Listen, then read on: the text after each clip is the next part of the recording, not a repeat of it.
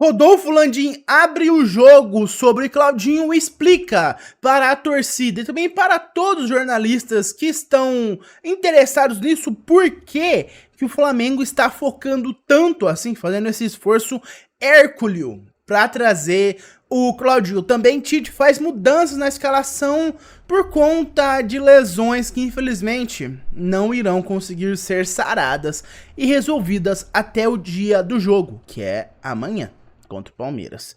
E também, meus amigos, nós temos aqui uma informação, na verdade um detalhe aí sobre o seu Adílio. Infelizmente, ele não foi a primeira peça chave do rubro-negro que partiu, a primeira grande imagem, grande ídolo, alguém que será lembrado. Infelizmente, nós já tivemos muitas perdas esse ano. E também tem aqui alguns detalhes a respeito do velório do Adílio, né? Inclusive eu não vou nem fazer a entrada aqui, vou começar logo com essa informação do Adílio, que o velório dele vai ser hoje no ginásio da Gávea, na Gávea, na verdade, que é a sede do Mengão. O Flamengo vai fazer o velório do Adílio a partir das 10 horas, então já está acontecendo na sede do clube da Gávea. Inclusive a cerimônia vai ser aberta ao público.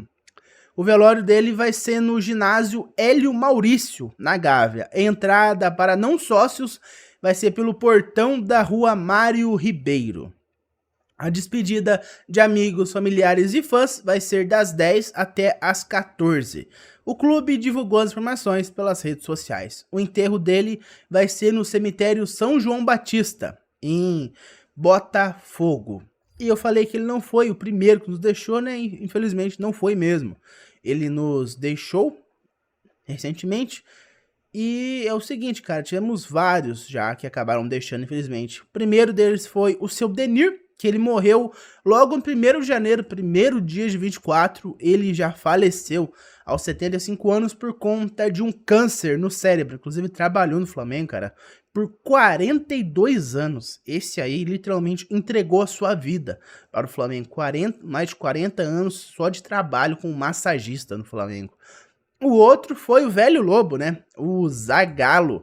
Ele morreu aos 92 anos por falência múltipla dos órgãos no dia 6 de janeiro. Cara, 5 dias depois do seu Denir, o Zagallo também foi embora. E o terceiro e penúltimo agora, né, que infelizmente o Adílio virou o último, é o Apolinho. Era um radialista esportivo. Ele morreu no dia 15 de maio, aos 87 anos, por conta de um câncer. Aqui no jornal O Dia eles não falam da onde era o câncer, né? Por exemplo, o Solenir foi câncer de cérebro, o Adílio foi câncer de pâncreas. Aqui o Apolinho não fala, só fala que foi câncer. Mas ele também nos deixou, e o Adílio, mais recentemente, por conta de um câncer no pâncreas. É complicado. Então essa aí é a informação do velório e também as 4 imagens super importantes do Flamengo, 4 pessoas que são super importantes na história do Flamengo, que marcaram suas histórias do Flamengo.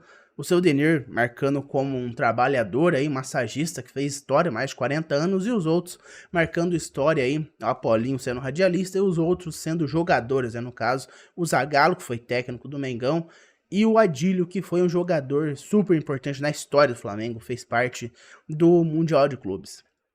E agora, mudando de assunto, falando sobre contrato que vai ser assinado, que eu coloquei para vocês na thumbnail, se trata de um contrato entre o Mengão e o Fluminense pelo Maracanã. Informação do site Flamengo RJ, que diz o seguinte: Conselho do Mengão aprova parceria com o Fluminense para a gestão do Maracanã.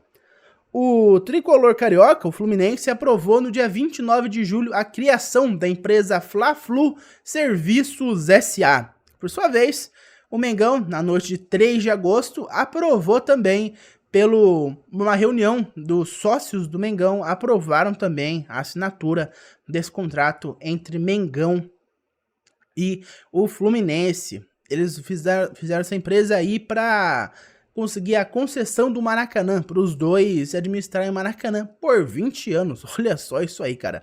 20 anos o Mengão, o Maracanã vai ser do Mengão e também do Fluminense. O Mengão vai ficar com 65% das receitas do Maracanã enquanto o Fluminense com 35%. O Flamengo ficará com 65% da empresa Fla-Flu Serviços S.A., enquanto o Fluminense 35%.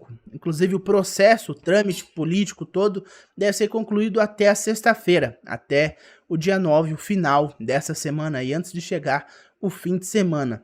Essa diferença entre partes também, o Mengão com 65%, o Fluminense com 35%, reflete a capacidade do Mengão em cumprir com os investimentos propostos no processo de licitação. Está previsto um investimento de, pasmem, cara, 393 milhões de reais em obras e manutenção das instalações do Maracanã nos próximos 20 anos, que o Mengão vai ficar aí com essa responsabilidade.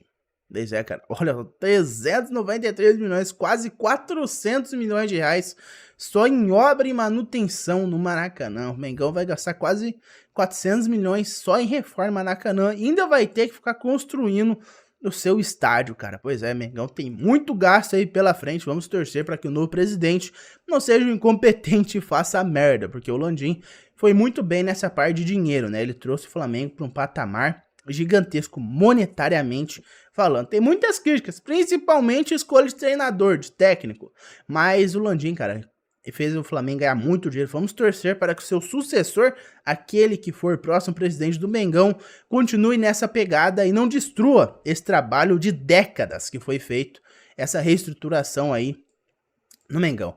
Agora falando aí do Claudinho, galera, que é o seguinte, o Braz, ele falou, a informação trazida aí pelo Flazoeiro, por que que o Flamengo, o Braz não, perdão, o Landim, por que que o Mengão tá insistindo tanto assim no Claudinho? Por que que o Flamengo não desiste logo do jogador e vai buscar outro?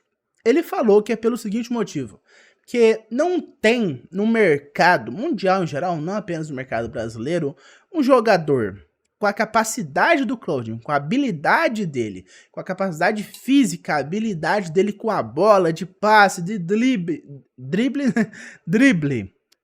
Não existe no mercado um jogador com essa capacidade toda dele, com essa qualidade, com esse tamanho dele, que deseje, primeiramente, jogar no Brasil, especialmente no Flamengo, que deseje vir para o futebol sul-americano, futebol brasileiro, e também não tem um jogador com a capacidade dele, com a grandeza do Claudinho, por esse preço. É tudo mais caro. Então, por isso o Flamengo investe tanto. O Claudinho, por tudo que ele representa, por tudo que ele pode dar para o Mengão, é o jogador com menor preço. Ainda mais, ele tem vontade de vir pro Flamengo, tem vontade de jogar no futebol sul-americano, tem vontade de voltar pro futebol brasileiro.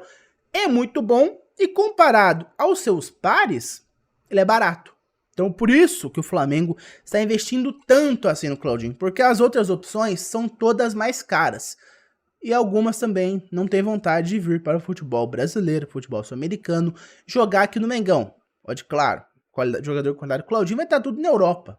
E a visibilidade europeia comparada com a visibilidade brasileira é pífia a visibilidade brasileira. Então esse é o motivo do Flamengo insistir tanto assim no Claudinho.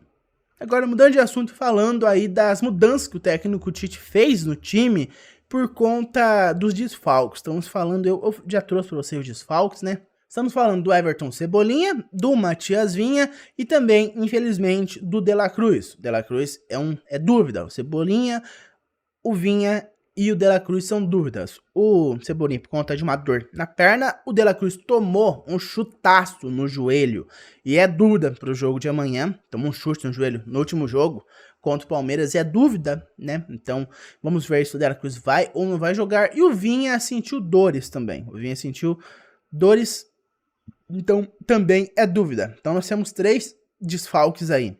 O Tite já esboçou o time da seguinte maneira: Matheus Cunha sendo mantido no gol, já que ele é o goleiro da Copa do Brasil. O Tite manteve o Matheus Cunha, dando confiança aí pro nosso goleirão da base. Na lateral direita, o Varela. Na lateral esquerda, o Beijinho, o Ayrton Lucas, poupou o Vinha. Na zaga, a dupla que era titular há um tempo atrás, né? O Fabrício Bruno e o Léo Pereira. O Davi Luiz assumiu a titularidade por um tempo, mas aparentemente não vai mais ser titular, né? Fabrício Bruno e Léo Pereira na zaga. No meio campo, Eric Pulgar, Alan ou De La Cruz, caso De La Cruz tenha condições de jogo, e o Arrascaeta. No ataque, Gerson, Luiz Araújo e o nosso artilheiro, nosso 9 bolado, Pedro Guilherme, vulgo Pedro Gol, vulgo Pedro Queixada. Então esse é o time aí. Provavelmente o Tite vai colocar o Luiz Araújo para jogar na do Cebolinha. Não acho que ele vai colocar o Gerson na esquerda, mudar o Gerson de posição. Mais provável que ele bote o Luiz Araújo ali pela esquerda. E a única dúvida nesse time do Flamengo é o meio campo. Caso o De La Cruz tenha condições do jogo, o Alan é sacado. Caso o De La Cruz não tenha condições de entrar no jogo contra o Palmeiras, o Alan vai ser mantido. Repetindo, no gol, Matheus Cunha, nas laterais, Varela, Guilherme Varela e Ayrton Lucas. A dupla de zaga formada por Fabrício Bruno e Léo Pereira, vulgo Carolino. Meio campo, Eric Pulgar, Alan e Arrascaeta. Ataque, Gerson, Luiz Araújo e Pedro Gol como homens de referência. Repetindo, Alan pode ser sacado caso De La Cruz tenha condições de jogo. Caso não tenha, o Alanzinho é mantido no meio campo. Essas são as informações do momento. Esse é o time do Mengão para o confronto de amanhã contra o Palmeiras às 8 horas da noite. Mas por enquanto foi isso. Muito obrigado por ter me ouvido até aqui. Relembrando, deixe seu like, se inscreve no canal. Também aciona o sino de notificação.